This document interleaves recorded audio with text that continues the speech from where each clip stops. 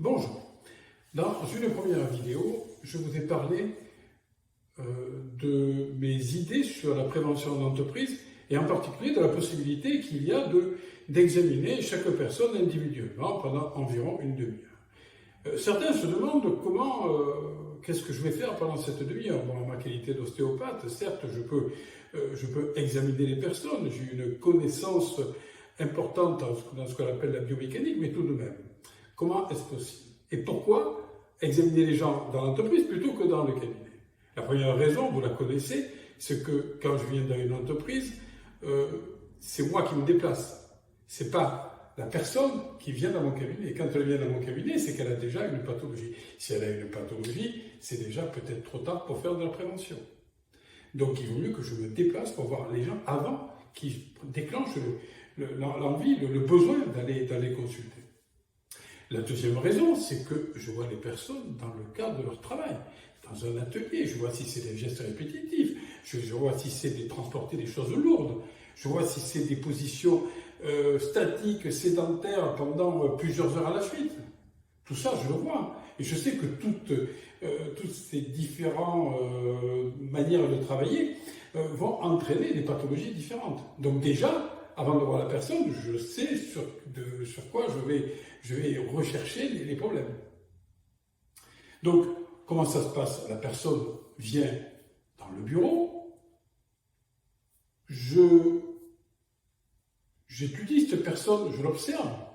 Première chose, je l'observe. Avant de poser quoi que ce soit comme question, je l'observe. Je regarde comment elle marche, comment elle bouge, la statique qu'elle a, la posture qu'elle a. La posture nous indique énormément de choses. La position, une épaule plus basse, le fait d'être à l'appui plus sur une jambe que sur l'autre, une position syphosée ou au contraire lordosée, ainsi de suite. Donc tout ça sont des indications précieuses. Ensuite, je vais questionner cette personne. Je questionne toujours d'un deuxième temps. Je préfère observer avant de questionner. Parce que le questionnement, souvent, nous influence. Il ne faut pas être influencé au départ. Donc je questionne cette personne. Et je vois si elle a déjà eu des problèmes de souffrance, des choses comme ça. Ensuite, qu'est-ce que je fais? Si c'est une personne qui fait des gestes répétitifs ou quelqu'un qui est à son bureau avec la souris toute la journée, je vais déjà analyser la partie haute de son corps, les cervicales, les épaules, les omoplates et le milieu du dos, par exemple. Donc les épaules, j'ai des tests à ma disposition. Il existe des tests en biomécanique qui nous permettent de déterminer s'il y a un risque ou non de pathologie de l'épaule. Vous savez, en particulier le coffre des rotateurs, qui est une pathologie extraordinairement fréquente. Et souvent, en faisant des tests, on détermine, surtout en faisant des tests comparés entre les deux épaules, s'il y a une douleur qui apparaît par rapport à l'épaule au cours de ces tests. Un test, par exemple, vous montez le coude, vous faites une rotation interne, vous écartez les bras, vous résistez, ainsi de suite. Et ces tests sont extrêmement précis. Ils nous disent s'il y a un début de pathologie. S'il y a un début de pathologie, on va essayer de corriger ça. Je vais essayer de le corriger en tant qu'ostéopathe. Et ensuite, je vais proposer des exercices pour justement lutter contre ça. Je vais même proposer, pourquoi pas, que cette personne aille faire des séances de kiné. Pour éviter les risques de pathologie. Donc c'est l'intérêt de mes séances individuelles. Parce que devant un bureau, chaque personne est différente, chaque personne va évoluer différemment. Donc il faut déterminer à quel endroit ça fait mal. Ça peut être au coude, ça peut être au poignet, il existe des tests pour tout ça. Ça peut être le milieu du dos.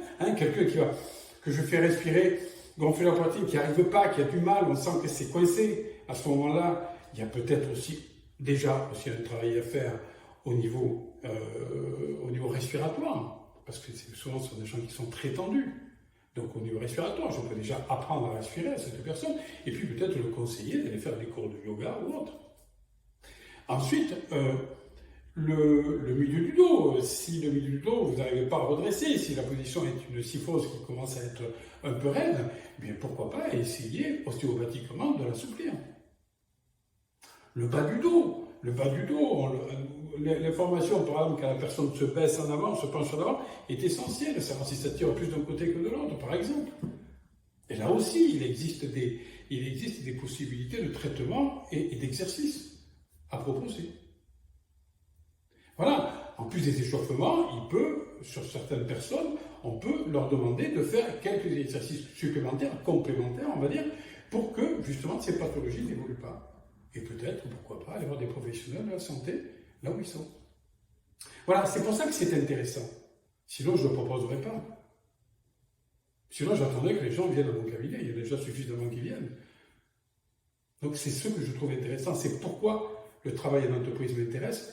Parce que réellement, on va dans le cœur du sujet, la prévention. Si on faisait un peu plus de prévention, il y aurait moins de TMS, moins de maladies professionnelles et moins d'opérations. Je peux vous l'assurer. Voilà, je vous remercie. Au revoir.